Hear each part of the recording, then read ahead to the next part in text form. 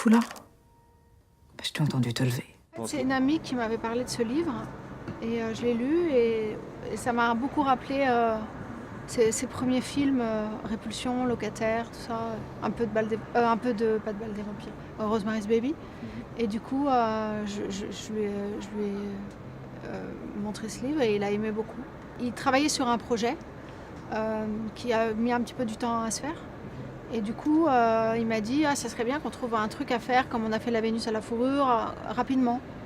Et donc voilà, j'ai trouvé ce livre par hasard et voilà, donc il n'y a jamais eu la question de est-ce que je vais le jouer ou pas, quoi. J'avoue que c'est le nom Roman Polanski qui est un mythe au cinéma, qui est un des plus grands réalisateurs de la planète et qui apporte toujours quelque chose de très unique à ses films. Il a toujours un climat très, très ambigu et c'est vrai qu'après, avec la lecture du script, en pensant qu'il allait l'adapter, je trouvais que c'était absolument un mariage parfait.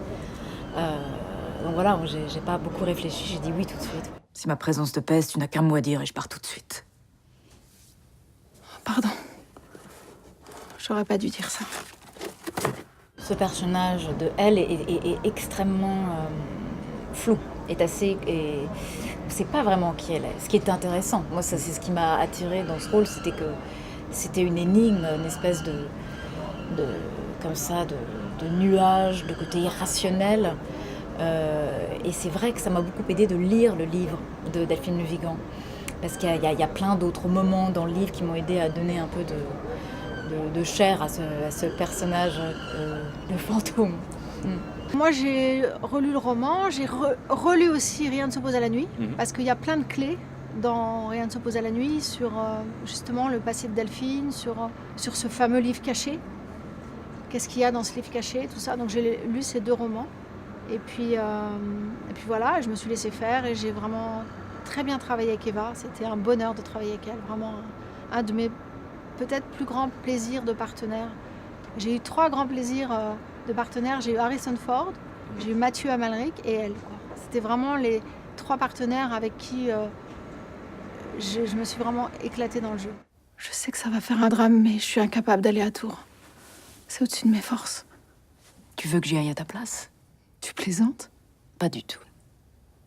Mais tu veux te faire passer pour moi? Pourquoi pas? Malgré les 2000 photos de moi sur Google? Justement, il y en a trop. Avec tellement de visages différents. Mais tu dis ça hyper sérieusement?